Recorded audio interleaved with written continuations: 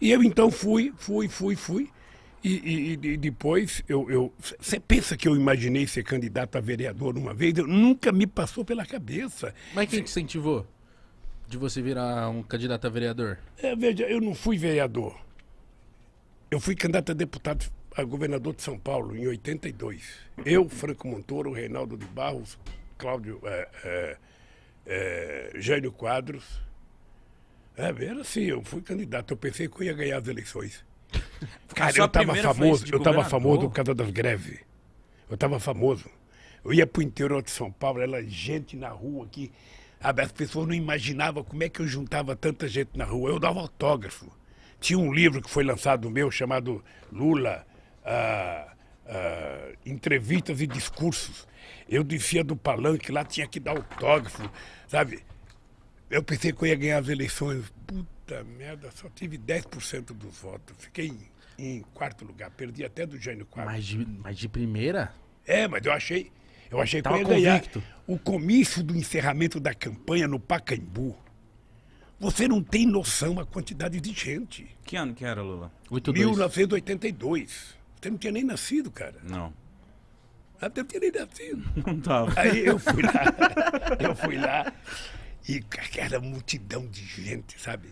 Falou, Eu já falava, era meu. Porra, vou ganhar as eleições. Já me via como governador. Sabe? Aí fiquei em quarto lugar. Uma frustração. Você não tem noção da frustração. Eu até pensei em parar. Aí quando foi em 85, eu fui para Cuba. Eu conheci o Fidel. Aí fui lá visitar o Gente Fidel. boa? Hein? Gente boa? Gente boa. Aí começamos a conversar sobre política. Aí eu falei, Fidel, eu estou pensando em parar porque eu pensei que eu ia ganhar, não ganhei, eu só tive, sabe, 10% do voto. Ele falou, quanto que é 10% do voto? Eu falei, 1.254.000 votos. Ele falou assim para mim, ô Lula, não existe na história da humanidade nenhum operário metalúrgico que já teve 1.254.000 votos, cara. Você teve uma puta de uma votação, para com esse negócio de que você foi derrotado. Não tem. Aí eu falei, pô, sou bom. O Fidel falou, então... Sabe, então foi muito bom, porque isso me deu coragem de entrar na política, eu fui aprendendo. Era muito chato, porque eu imaginava que todo trabalhador ia votar em mim. Sabe, eu falava, bom, eu sou trabalhador, sou do Partido dos Trabalhadores, todo trabalhador vai votar em mim. Puta, eu ficava nervoso, mais nervoso. Eu ia fazer comício nas estradas, chegava, sabe, nos corta. A classe média, sabe, apoiava a gente, batia palma, sabe, nas universidades, todo mundo. Mas quando eu passava nos caras que estavam colhendo algodão, cortando cana, aí eu ia fazer passeata aqui em São Paulo, no centro de São Paulo. Aí quando tinha um trabalhador trabalhando numa construção na Casa Civil, todo mundo, Lula, um trabalhador. Aí já mandava, eu levantava a mão, cara. Mas por que você acha que você não era popular com os trabalhadores nessa época? Não, é porque é o seguinte, o povo não tinha o hábito de fazer política. Política era uma coisa estranha. Esse é um país em que demorou. A mulher só foi ter o seu primeiro voto em 1934, porque ganhou na justiça. Esse é um país que só votava dono de proprietário de terra, gente alfabetizada e gente que tinha conta até de 200 mil réis. Pobre, analfabeto e peão de fábrica jamais votava. Aí o pessoal também falava, pô, esse Lula é um analfabeto igual eu, porra, por que eu vou votar nele? Ele não tem condições. Aí eu descobri que leva tempo, viu, Gão? Leva tempo de você convencer as pessoas das coisas. Aí é um trabalho de muito debate, de muita discussão.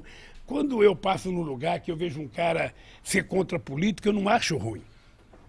Eu fico só imaginando que informação que ele recebe todo santo dia.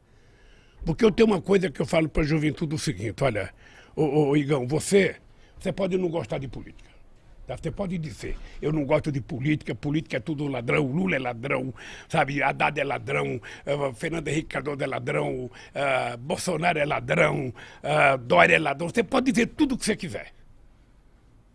Mas mesmo você pensando assim, você pensa o melhor para o seu país, você pensa o melhor para o seu povo, você pensa o melhor para você.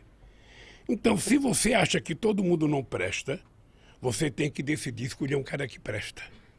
E esse cara que presta não é os outros, é você, cara.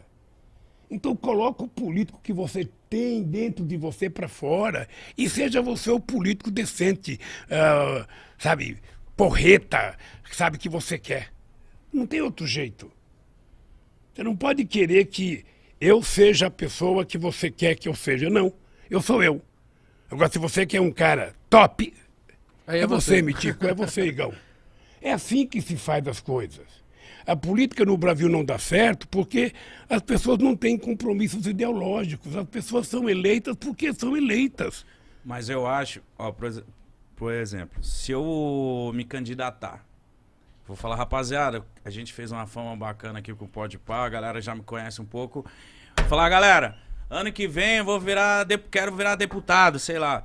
A galera já vai me olhar com outro olhar, sabia, Lula? Vai falar assim, ih, mano, então ele criou o Podpah só pra ganhar voto, esse filho da puta. Já vai me olhar com outro olhar, esse cara entendeu? que pensa assim, é verdade, ele vai pensar assim.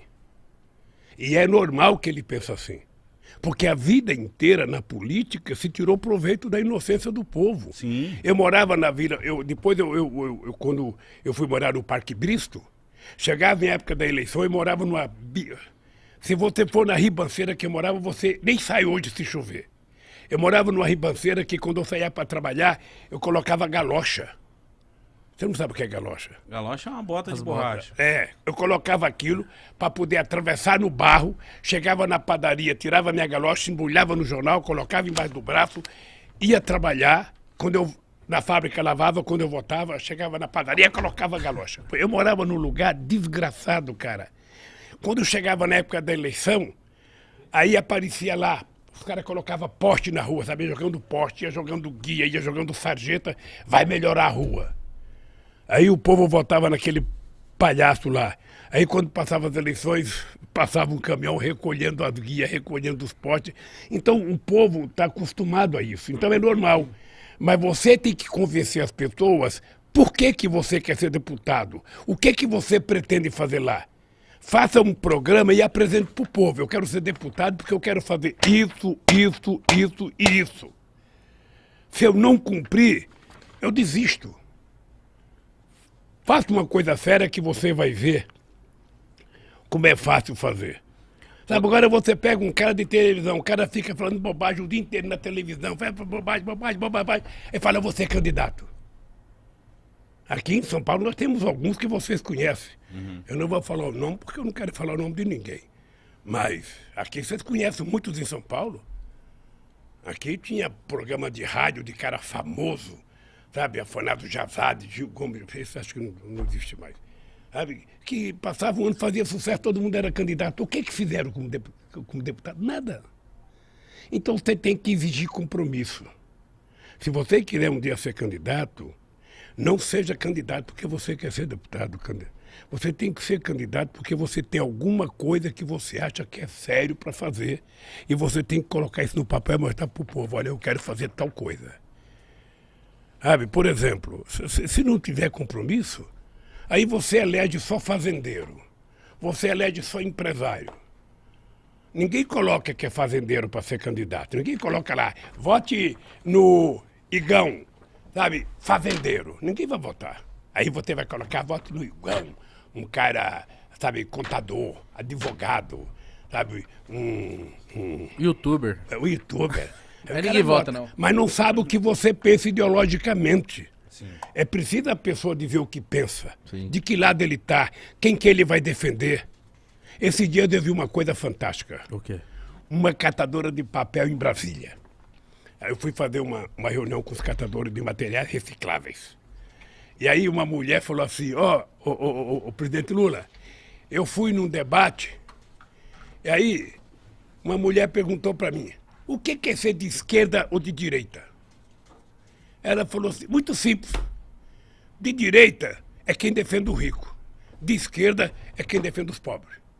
Pronto, está resolvido o meu problema. E não está errada. E esse é o dado concreto. Sabe, isso é o dado concreto. A direita A direita ela defende o patrimônio, a direita defende o seu status quo, sabe? Ninguém está preocupado com a desigualdade. Você acha que é normal, ô Mitico, você acha que é normal? O mundo produz mais alimento do que o povo pode consumir. Muito mais alimento. Sabe? Por que tem 800 milhões de pessoas passando fome? Por que aqui no Brasil tem 19 milhões de pessoas passando fome quando nós acabamos com a fome em 2012? A ONU reconheceu. A ONU reconheceu que não tinha mais fome. Então é o seguinte, é porque as pessoas não têm compromisso. Não é porque falta comida, falta dinheiro para as pessoas comprarem. Falta dinheiro. Se você der um pouquinho de dinheiro, as pessoas vão comprar. Agora, quando nós criamos o Bolsa Família, o que a elite brasileira falava? Ah, o Lula está criando vagabundo, o Lula está criando o exército de desempregado, essas pessoas não querem mais trabalhar, essas pessoas só querem agora fazer filho para poder ganhar mais. Sabe o que acontece? Bastante. É a falta de crença no povo pobre. É a falta de respeito às pessoas pobres, porque todo mundo acha que pobre é imbecil, é ignorante. E tá cheio de gente que acha que o cara é pobre porque ele quer. Ah, o cara é pobre, o Igão é pobre porque ele quer, não. O Igão é pobre porque ele não pode ser melhor. Porque se ele pudesse, ele ganhava mais. Se ele pudesse, ele, sabe, fazia muito mais coisa. Porque o ser humano, ele quer ascender na vida social. Ele quer crescer. Ele quer evoluir. Sabe, ninguém quer comprar um carro velho, quer comprar um carro novo. Não é isso? E bom. E bom. E bom. Sabe? A gente não quer ir numa praia poluída, quer numa melhor. Só que as melhores, às vezes, não chega para nós. Então, o que acontece? O cara que for entrar na política, ele tem que pensar isso. Ele tem que pensar um partido que tem um programa. O partido tem que ter um programa, o partido tem que ter, sabe, uma carta de princípio, uma carta de compromisso com a sociedade. Para que eu quero um partido político? Para que eu quero um partido político? Sabe? Então, se você não tem essas coisas, fica muito difícil. Mas eu não acho que o povo está totalmente errado quando ele tem raiva da política. É porque ele não tem informação, ele assiste a Rede Globo, sabe? Ele assiste a Rede Globo, ele vê aqueles repórteres falar mal da política o tempo inteiro.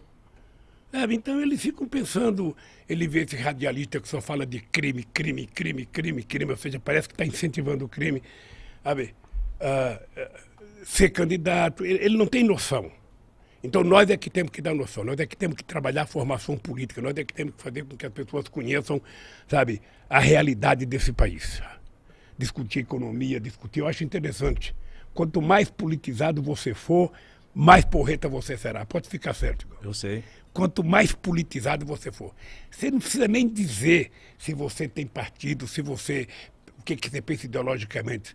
É o teu comportamento. É a tua mensagem que vale. Sabe? Então, meu caro, vocês chegaram onde chegaram porque vocês tomaram uma decisão. Para quem que a gente quer falar? Desde o começo. Para quem que a gente quer falar? Qual é o nosso público? Eu não quero falar para o Jardim Europa. Eu não quero falar para o pessoal do Morumbi, não. Eu quero falar para o povo brasileiro. E onde é que está esse povo? Na periferia. Na periferia.